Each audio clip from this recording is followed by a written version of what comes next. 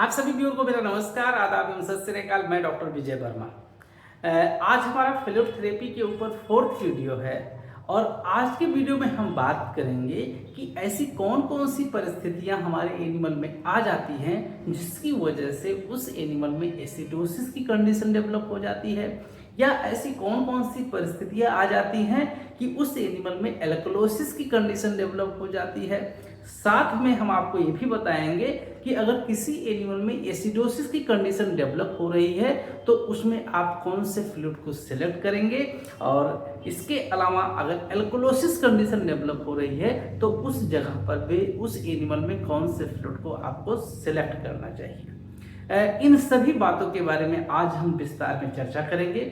आइए सबसे पहले हम लोग ये जानते हैं कि किसी एनिमल में एसिडोसिस की कंडीशन कब डेवलप होगी।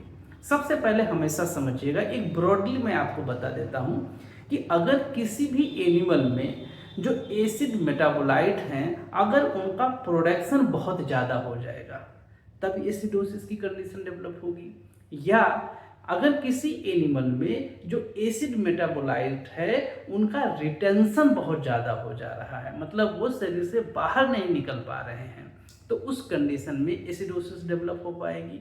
और तीसरा, अगर किसी भी एनिमल में जो हमारी एल्कली होती हैं अगर उसका लॉस हो जाता है, जैसे बाइकार्बोनेट आयन अगर किसी भी एनिमल में बहुत ज़्यादा मात्रा में लॉस हो जाएगा तो वहाँ पर भी एसिडोसिस की कंडीशन डेवलप हो जाएगी। और चौथा और जो लास्ट होता है, अगर किसी भी एनिमल के बॉडी में, किसी भी एनिमल के ब्लड में अगर CO2 का रिटेंशन शुरू हो जाएगा, मतलब CO2 बाहर नहीं जा पा रहा है, तो उस परिस्थिति में भी उस एनिमल में एसिडोसिस की कंडीशन डेवलप हो जाएगी। तो आइए सबसे पहले हम लोग ये जानते हैं कि किसी भी एनिमल की बॉडी में जो एसिड मेटाबोलाइट्स जो होते हैं उनका प्रोडक्शन कब ज़्यादा होता है। इसमें जो सबसे पहला है, अगर किसी भी एनिमल बहुत लंबे समय तक स्टार्वेशन कंडीशन में है तो वहाँ पे एसिड मेटाबोलाइट का फॉर्मेशन ज़्यादा होता है। इसके अलावा कोई एनिमल है अगर उसको इलेक्ट्रिक शॉक लग गया है तो वहाँ पर भी एसिड मेटाबोलाइट का फॉर्मेशन होगा, या बर्न की कंडीशंस में जल गया है कोई एनिमल, वहाँ पर भी एसिड मेटाबोलाइट का फॉर्मेशन ज़्यादा हो जाता है। इसके अलावा किसी एनिमल में कीटोसिस की कंडीशन डेवलप हो गई है, वहाँ पर एसिड मेटाबोलाइट्स का फॉर्मेशन शुरू हो जाता है। इसके अलावा अगर किसी भी एनिमल में फीवर बहुत लंबे समय तक बना हुआ है तो वहाँ पर भी एसिड मेटाबोलाइट का प्रोडक्शन बढ़ जाता है। साथ में अगर किसी एनिमल को शॉक लगा हुआ है तो वहाँ पर भी एसिड मेटाबोलाइट का प्रोडक्शन बढ़ता है। इसके अलावा अगर कोई एनिमल ऐसा है जो कार्बोहाइड्रेट रिच डाइट एकाएक बहुत ज़्यादा मात्रा में ले लिया है, जैसे कोई हमारा रिमिनेंट है, अगर वो गेहूं होता है बहुत ज़्यादा मात्रा में खा लिया, या चावल बहुत ज़्यादा मात्रा में खा लिया, या पूरी बहुत ज़्यादा मात्रा में खा लिया, मतलब ऐसा फीड मटेरियल जिसमें कार्बोहाइड्रेट बहुत ज़्यादा होता है, अगर वो एकाएक बहुत ज़्यादा खा लेता है तो उस परिस्थिति में भी वो एनिमल में जो एसिड मेटाबोलाइट होते हैं उनका प्रोडक्शन बढ़ जाता है, और ये सारी परिस्थितियाँ जो होती हैं वो उस एनिमल में एसिडोसिस की तरफ ले जाती हैं। इसके अलावा जो दूसरा हमारा पॉइंट था कि अगर किसी भी एनिमल में जो एसिड मेटाबोलाइट हैं अगर उनका रिटेंशन हो जाए, रिटेंशन कब होगा, जब वो शरीर से बाहर नहीं जा पाएंगे, और ये कब होगा, जब किसी भी एनिमल का किडनी खराब होगा। तो चूँकि किडनी ही जितने भी हमारे वेस्ट प्रोडक्ट हैं उनको बाहर निकालता है, तो अगर किडनी खराब होगा तो बाहर नहीं निकाल पाएगा, तो उस परिस्थिति में हमारे जो एसिड मेटाबोलाइट्स होते हैं उनका रिटेंशन होने लगता है, और जिसकी वजह से हमारा जो एनिमल होता है वो एसिडोसिस में जाने लगता है। और तीसरा जो हमारा है, अगर किसी भी एनिमल में जो एल्कली होती है अगर वो बाहर चला जाए, जैसे अगर किसी एनिमल में लंबे समय तक बहुत ज़्यादा एक्यूट डायरिया हो रहा है, तो एक्यूट डायरिया में क्या होता है, जो बाइकार्बोनेट आयन होता है उसका लॉस होता है, तो इसकी वजह से भी एनिमल में एसिडोसिस कंडीशन डेवलप हो जाती है।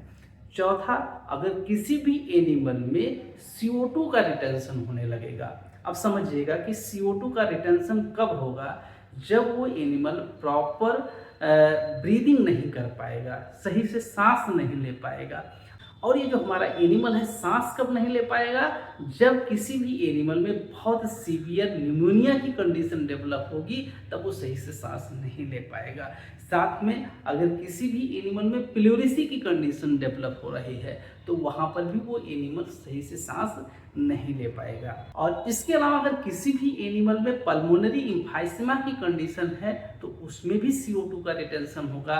साथ में अगर किसी भी एनिमल में कंजस्टिव हार्ट फेल्योर का केस डेवलप हो रहा है तो वहाँ पर भी CO2 का रिटेंशन होगा।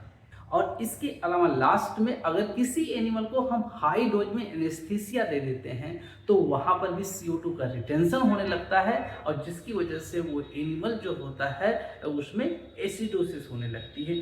तो ये सारे कारण हैं। अगर इन सभी कारणों में से कोई भी सिचुएशंस एक आती है तो उस एनिमल में एसिडोसिस की कंडीशंस हो जाएगी। तो फील्ड कंडीशंस में जब भी किसी भी एनिमल में एसिडोसिस की कंडीशन डेवलप हो रही है तो उसमें जो आपको फ्लूइड सेलेक्ट करना है वो है रिंगर लैक्टेट सॉल्यूशन। और इसके अलावा उस एनिमल को क्या ओरली रिकमेंड करना है, बेकिंग पाउडर जो मीठा सोडा होता है, जब उसको आप रिकमेंड कर देंगे ओरली खिलाने से तो इन दोनों के प्रभाव से जो इफेक्ट आएगा वो बहुत फास्ट आएगा और हमारे जो एनिमल में एसिडोसिस की कंडीशन डेवलप हो रही है वो बहुत जल्दी रिकवर होगी। तो आइए अब हम लोग ये जानते हैं कि ऐसी कौन कौन सी परिस्थितियां होती हैं जिस परिस्थिति के होने से जो हमारा एनिमल होता है उसमें एल्कलोसिस कंडीशन डेवलप हो जाएगी। सबसे पहला, अगर किसी भी एनिमल में हाइपर वेंटिलेशन की कंडीशन डेवलप हो जाएगी तो वहाँ पे एल्कलोसिस होगा। दूसरा, अगर किसी भी एनिमल में ओवरडोज में हम एल्कली मटेरियल प्रोवाइड कर देंगे तो वहाँ पे एल्कलोसिस कंडीशन डेवलप होगा। और तीसरा, अगर किसी भी एनिमल में अगर एल्कली है उसका एब्जॉर्बेशंस बहुत ज़्यादा होने लगे तो उसकी वजह से एल्कलोसिस कंडीशन डेवलप हो जाएगी। और चौथा, अगर किसी भी एनिमल में एसिड जो है अगर उसका लॉस बहुत ज़्यादा होने लगे तो इन सभी परिस्थितियों में उस एनिमल में एल्कलोसिस की कंडीशन डेवलप हो जाएगी। तो आइए अब हम लोग एक एक करके एग्जाम्पल के माध्यम से इसको समझते हैं। किसी भी एनिमल में हाइपर वेंटिलेशन की स्थिति कब बनेगी? अगर किसी भी एनिमल में बहुत हाई फीवर है, किसी भी एनिमल में टॉक्सीमिया की कंडीशन डेवलप है, या किसी भी एनिमल में अगर इंसेफेलाइटिस की कंडीशन डेवलप है, या किसी भी एनिमल में अगर ब्रेन ट्यूमर डेवलप हो गया है, तो इन सभी परिस्थितियों में वो एनिमल बहुत जल्दी सांस लेना शुरू करेगा। तो उस परिस्थिति में ये जो हाइपर वेंटिलेशन की सिचुएशंस आ जाती है, इसकी वजह से क्या होता है, उस एनिमल में एल्कलोसिस की कंडीशन डेवलप हो जाती है। और दूसरा, अगर किसी भी एनिमल में जो एल्कली है अगर उसका एब्जॉर्बेशंस एकाएक बढ़ जाता है तो उसकी वजह से भी एल्कलोसिस कंडीशन डेवलप होगी।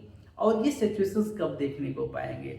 अगर कोई एनिमल यूरिया को ज़्यादा खा लिया है तो यूरिया टॉक्सिसिटी में क्या होता है, जो हमारी एल्कली होती है उसका फार्मेशन ज़्यादा होता है, और जब उसका फार्मेशन ज़्यादा होता है तो उसका एब्जॉर्बेशंस बहुत ज़्यादा हो जाता है, जिसकी वजह से एल्कलोसिस कंडीशन डेवलप हो जाती है।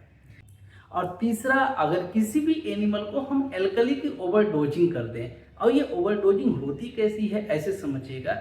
फ्यूल कंडीशन में आप देखते होंगे कुछ एनिमल को गैस बहुत ज़्यादा बनता है, तो सामान्य तौर पे घरेलू उपचार में हम लोग ये बता देते हैं पशुपालक को कि आप इसको मीठा सोडा खिलाइएगा। अब अगर वो मीठा सोडा लंबे समय तक खिलाता रह गया तो मीठा सोडा में क्या होता है, बेकिंग पाउडर, और बेकिंग पाउडर अपने आप में क्या होता है, एल्कलाइट होता है। तो वो क्या करेगा कि उसके बॉडी में जाएगा और बॉडी में जाकर के एल्कलोसिस कंडीशन डेवलप कर देगा। इसीलिए फील्ड कंडीशंस में हमेशा हम लोग पशुपालकों को रिकमेंड करते हैं कि जितना डोज और जितना मात्रा मैंने बताया है कि जितने दिन के लिए खिलाना है आप उतना ही खिलाइएगा, उससे ज़्यादा मत खिलाइएगा। नहीं तो जो समस्या है ये तो है ही, इसके साथ में एक दूसरी समस्या आना शुरू हो जाएगा। तो ये हमारा होता है कि ओवरडोजिंग का केस। और चौथा, अगर किसी भी एनिमल में एक्सेस लॉस ऑफ एसिड हो रहा है तो उसकी वजह से उस एनिमल में एल्कलोसिस की कंडीशंस आप देखने को पाएंगे। ये एक्सेस लॉस ऑफ एसिड की सिचुएशन कब आती है? जैसे अगर किसी एनिमल में एबोमेजल डिसऑर्डर है, तो वहाँ पे एक्सेस लॉस ऑफ एसिड होता है। इसके अलावा रूमिनेंट में स्पेशली अगर इंटेस्टाइनल ऑब्स्ट्रक्शन होता है तो उसमें भी एक्सेस लॉस ऑफ एसिड होता है। इसके अलावा हार्स में आप देखेंगे अगर गैस्ट्रिक डायलेटेशन ज़्यादा हो रहा है तो उसकी वजह से भी एक्सेस लॉस ऑफ एसिड होता है, तो वहाँ पर भी आपको एल्कलोसिस कंडीशन देखने को मिलेगी। तो बेसिकली ये चारों सिचुएशन है जिसकी वजह से हमारा जो एनिमल होता है वो एल्कलोसिस में चला जाता है। अब आइए जो सबसे महत्वपूर्ण पॉइंट हमको जानना है, अगर कोई एनिमल एल्कलोसिस में गया हुआ है तो उसमें हमें कौन सा फ्लूइड रिकमेंड करना है। सबसे पहला फ्लूइड आपको जो सेलेक्ट करना है वो नॉर्मल सलाइन को सिलेक्ट करना है, और जो दूसरा फ्लूइड सेलेक्ट करना है वो रिंगर सोल्यूशन को सिलेक्ट करना है। ध्यान दीजिएगा, मैं रिंगर सोल्यूशन कह रहा हूँ, रिंगर लैक्टेट सोल्यूशन नहीं कह रहा हूँ। यहाँ पे अगर रिंगर लैक्टेट सोल्यूशन दे दोगे तो उस एनिमल को और ज़्यादा नुकसान हो जाएगा। इसलिए मैंने दो फ्लूइड का नाम लिया है, एक नॉर्मल सलाइन का नाम लिया है और दूसरा रिंगर सोल्यूशन का नाम लिया है। इसके अलावा अगर आप और कुछ देना चाहते हैं तो साथ में 1.1% पोटेशियम क्लोराइड सोल्यूशन उस एनिमल को दे सकते हैं। तो फील्ड कंडीशंस में हम लोग हमेशा केस को पहले हिस्ट्री लेते हैं और फिर उसको साइन और सिम्टम्स होते हैं उसको एग्जामिन करते हैं, और उसके बाद हम लोग डिसाइड करते हैं कि ये एनिमल एसिडोसिस की तरफ है या एल्कलोसिस की तरफ है, और उसके बाद हम लोग फ्लूइड का सिलेक्शन करते हैं। फ्लूइड थेरेपी बहुत अच्छी चीज़ है, लेकिन अगर कभी भी आप गलत फ्लूइड सेलेक्ट कर लिए तो उतनी ही वो नुकसानदायक भी साबित होती है। इसलिए हमेशा फ्लूइड के मामले में सबसे पहले जो फ्लूइड के बेसिक कॉन्सेप्ट हैं आपको उसको समझना बहुत ज़रूरी है। आज की वीडियो में बस इतना ही, मिलते हैं इसके नेक्स्ट पार्ट में। तब तक के लिए आप सभी व्यूअर का बहुत बहुत धन्यवाद। जय हिंद, जय भारत।